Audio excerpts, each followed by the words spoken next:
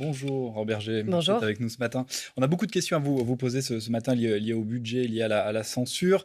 Mais avant, je voulais avoir votre réaction sur cette information judiciaire qui a été ouverte il y a quelques jours par la Cour de justice de la République à votre rencontre pour faux témoignages présumés. On vous reproche d'avoir entretenu des liens avec une lobbyiste des crèches privées alors que vous étiez ministre des Solidarités, ce que vous aviez récusé sous serment lors d'une commission d'enquête parlementaire. Quelle est votre réaction par rapport à l'ouverture de cette information C'était une judiciaire? ouverture qui était attendue puisque c'est la suite logique du signalement qui a été fait par les députés insoumis au sein du bureau national de l'Assemblée. Donc voilà, une suite logique. J'ai aucun autre commentaire à faire. Je réserve mes commentaires pour la Cour de justice de la République. Parlons du budget donc à présent.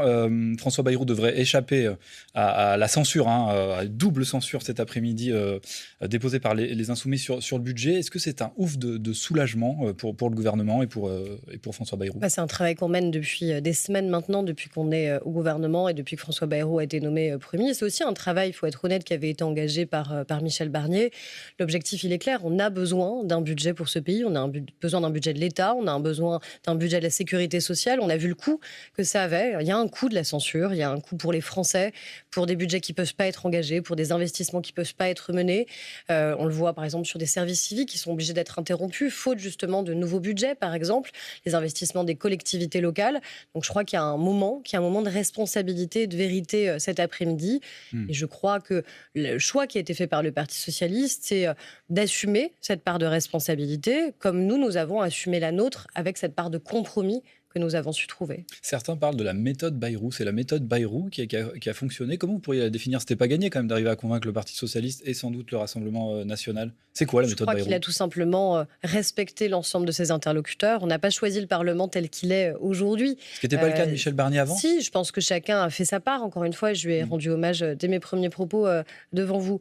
Mais je pense qu'il y a à la fois un moment qui est différent parce qu'il y a déjà eu une censure et donc on mesure le coût de la censure et peut-être qu'eux mesurent aussi le coût politique de la censure parce qu'ils entendent comme nous les Français qui attendent de la responsabilité, attendent du calme, attendent de la stabilité, en ont marre, pour reprendre les mots des Français, de la bordélisation qu'ils voient à l'Assemblée nationale sous l'impulsion de la France insoumise. Donc je crois qu'il y a cette attente-là de se dire maintenant débrouillez-vous, mais il faut que ça fonctionne, il faut qu'il y ait un budget, il faut que ça puisse tourner en fait, il faut que les services publics puissent tourner, il faut que les collectivités locales puissent tourner.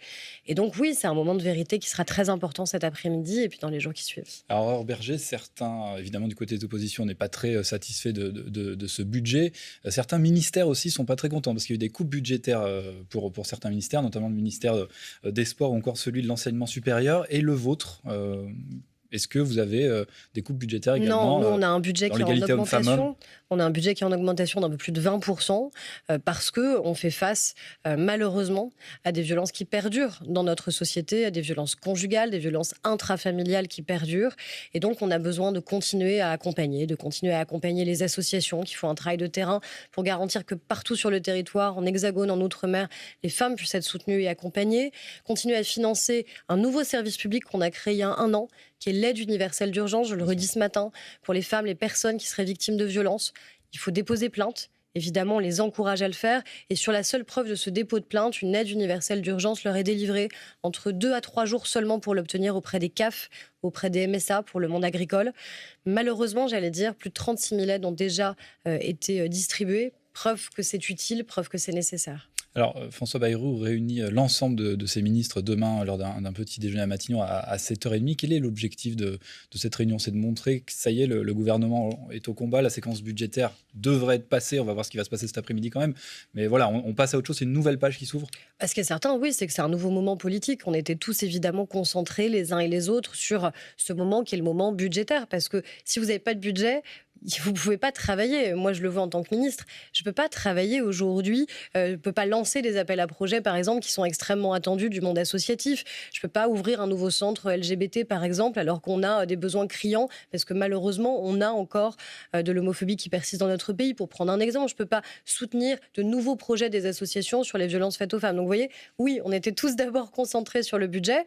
Maintenant, on va avoir plus de temps je l'espère, pour pouvoir travailler sur le fond des dossiers et toujours avec cette même méthode de compromis à l'Assemblée et au Sénat. Et en même temps, voilà, je voulais parler de la méthode avec vous. Il n'y a toujours pas de majorité. Il y a une Assemblée nationale qui est divisée plus que jamais. Comment vous allez fonctionner à présent? Quelle est la stratégie du gouvernement pour essayer de réformer la France? Parce que c'est ce que vous voulez faire. Je pense qu'on ne peut pas se permettre d'avoir un pays qui soit à l'arrêt. On ne peut pas juste attendre de nous d'arriver à faire adopter un budget de l'État, un budget de la sécurité sociale. On a besoin de continuer profondément à réformer notre pays.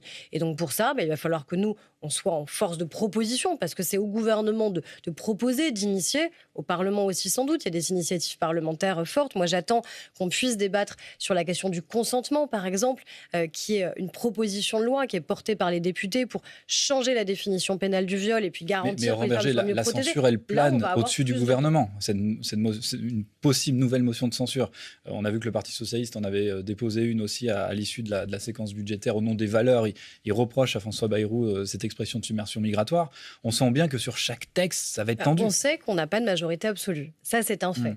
Et on sait depuis la dissolution que c'est une majorité relative qui est en effet plus fragile que celle qu'on avait en 2022. Donc vous allez faire du texte par texte? D'avancer. Ça n'empêche pas d'avancer, ça n'empêche pas d'initier, ça n'empêche pas de proposer, ça n'empêche pas d'avoir à l'esprit cette nécessité à un moment de compromis, mais au-delà du compromis, de faire avancer le pays, encore une fois. Et puis, il n'y a pas que la censure qui existe pour montrer une désapprobation vis-à-vis du gouvernement. On n'est pas obligé de voter les textes qui sont soumis, on n'est pas non plus obligé de censurer de manière systématique. Et je pense que les Français n'apprécient pas les censeurs systématiques. Et que les forces politiques, d'ailleurs, qui refuseront de censurer aujourd'hui, ont aussi compris ça, ont aussi compris cette attente des Français pour garantir tout simplement qu'on puisse travailler et être à leur service. Alors, je voudrais qu'on parle de cette affaire concernant l'abbé Pierre. Le parquet de Paris l'a confirmé hier. Aucune enquête ne sera ouverte dans l'affaire de l'abbé Pierre en raison de la prescription des faits. Est-ce que ça vous choque? Ça choque? Vous aviez porté une proposition de loi, sur un projet de loi sur le fait d'instaurer la non-prescription en matière civile des viols chez les mineurs. Et ce texte n'était pas passé d'ailleurs à l'Assemblée. Oui, moi je suis évidemment, je pense comme tous les Français, choquée à la fois par les révélations, parce que personne ne s'attendait à ces révélations-là. Quand vous avez une icône qui a été idolâtrée pendant des années, ça montre quoi? Ça montre qu'il n'y a pas un profil type. Il n'y a pas un profil type dans la société pour dire qui peut agresser, qui peut violenter un enfant, des femmes, des personnes, quelles qu'elles soient.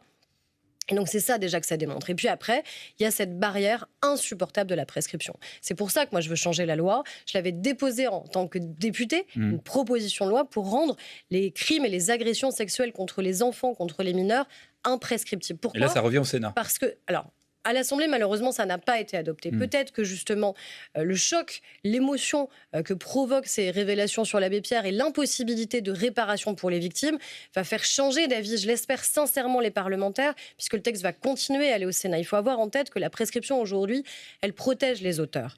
Parce que, à la fois, ils font peser sur les victimes, ces enfants qu'ils ont agressés, qu'ils ont violés, de la honte, de la culpabilité, le poids du secret.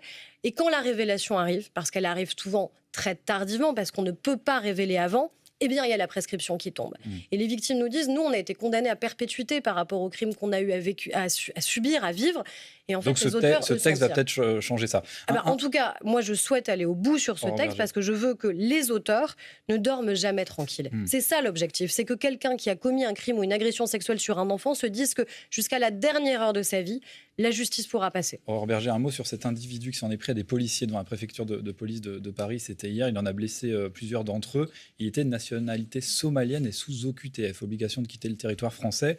Bruno Retailleau tient des beaux discours, mais on sent bien une impuissance, comme ses prédécesseurs là-dessus. Des beaux discours, je crois qu'il y a une volonté très claire de la part de l'État d'avancer, et une volonté très claire de faire respecter le droit, là, on voit que ça fonctionne pas. Respecter les décisions de justice. On sait que c'est difficile, mais ça ne veut pas dire qu'il n'y a pas une volonté extrêmement claire, et qu'au-delà de la volonté, il y a ce qu'on fait sur un travail diplomatique. Vous voyez bien la situation qui est la nôtre vis-à-vis de l'Algérie, par exemple, et l'engagement très clair qui est le nôtre pour dire que oui, l'État français doit être respecté, que l'autorité de l'État doit être respectée et qu'en aucun cas on accepte qu'elle puisse être bafouée. Donc c'est pas juste des beaux discours, c'est la nécessité tout simplement de faire respecter l'autorité de l'État. Dernier petit mot très très rapide sans transition sur Gaza et cette annonce de Donald Trump qui souhaite prendre le contrôle, je le cite, de la bande de Gaza, la transformer en Côte d'Azur sont les termes utilisés. Quelle est votre réaction?